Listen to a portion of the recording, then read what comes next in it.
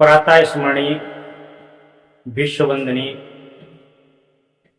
जगत को मंगलमय बनाने वाले, जगत को मानवता का पाठ पढ़ाने वाले, मानव जीवन को संस्कार देने वाले, मानव जीवन को सुखमय बनाने वाले संत सम्राट संत कबीर साहब, संत श्रोमणी संत रविदास के पावन चरणों का आशीर्वाद लेकर के हम अपने प्रवचन को आगे बढ़ाएंगे। आज का हमारा विषय रहेगा कि किस प्रकार से जीवन में भक्ति करनी चाहिए और भक्ति करने के क्या क्या फायदे होते हैं। आज इस विषय को लेकर के हम आप सभी के समक्ष में चर्चा करेंगे। जिस प्रकार से हम लोग नित्य जीवन में भोजन करते हैं, उस भोजन में सारे मसाले पड़े हों, अगर नमक ना पड़ा हो तो उस भोजन का स्वाद, उस सब्जी का स्वाद बिल्कुल भी नहीं आएगा।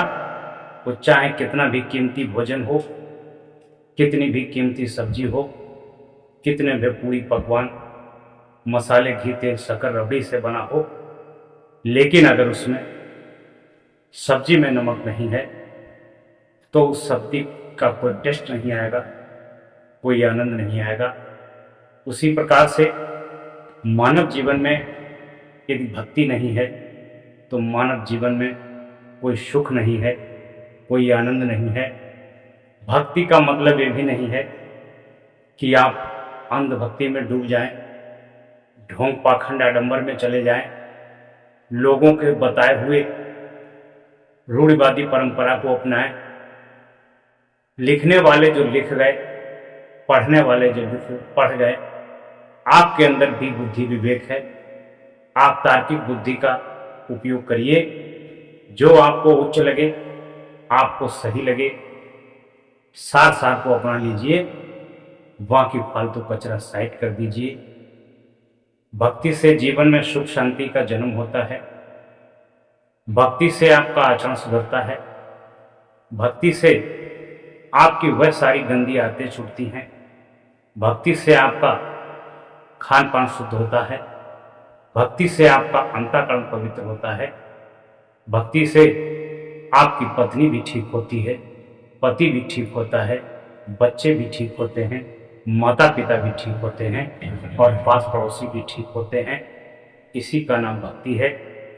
भक्ति में जरूरी नहीं है कि आप तीर्थों पे जाकर के भक्ति करें, जरूरी नहीं है कि प्रतिदिन मंदिर में जाकर ही भक्ति करें, और जरूरी नहीं है कि आप प्रतिदिन किसी सत्संग में ही जाएं।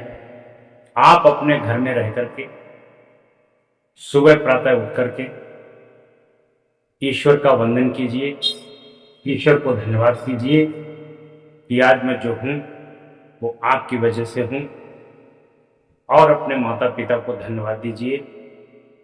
अपने माता पिता से प्रेम करिए, भाई बहन से प्रेम करिए, रिश्तेदारों से प्रेम करिए, पास पड़ोसी से प्रेम करिए, गुरु भक्ति करिए, मातृ भक्ति करिए, पितृ भक्ति करिए, भाई भक्ति करिए, और बच्चों में बल बल का दर्शन करिए। भक्ति आपको अच्छे आचरण की सलाह देती है।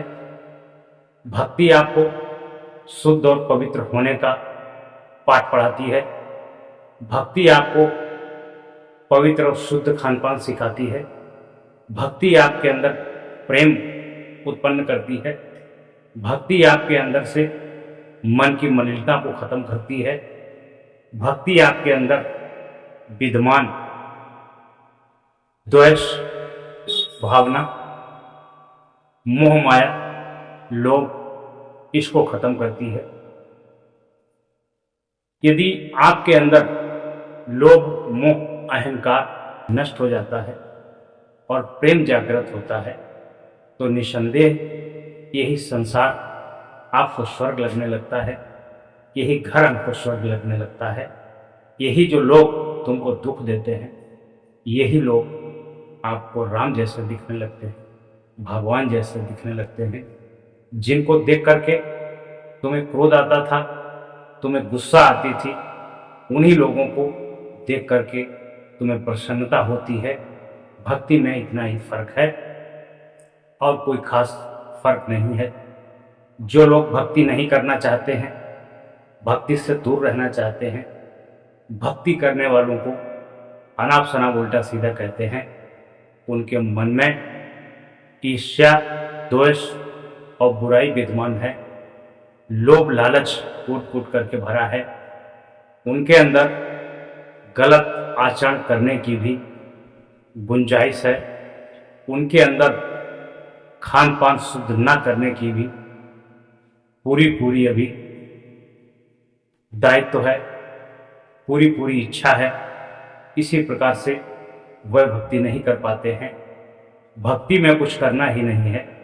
भक्ति में केवल अपना डेवलपमेंट करना है। जब आप अपने मन को, अपने कर्म को, अपने आचरणों को, अपने चरित्र को उत्तम कर लेंगे, उसी दिन आपकी भक्ति सफल हो जाएगी। और जिस दिन ये सब चीज़ें सफल हो गई, उसी दिन आपकी उन्नति प्रारंभ होगी और इतनी उन्नति होगी कि आपसे संभाली नहीं जाएगी। इसलिए हर किसी से अनुरोध है कि कृपया जो जैसी आपको समझ आए उचित भक्ति करें। किसी गुरु सद्गुरु की कृपा के पात्र बने। जब तक गुरु की कृपा नहीं होती है, जब तक कोई व्यक्ति भक्ति नहीं कर सकता है, साधना नहीं कर सकता है। वह लोग भक्ति करते हैं, वह लोग सत्संग करते हैं, वह लोग प्रवचन में जाते हैं जिसको किसी पूर्व जन्म के या इस जन्म के ऐसे परोपकार प्राप्त हुए हैं, जिसके पुण्य प्रताप से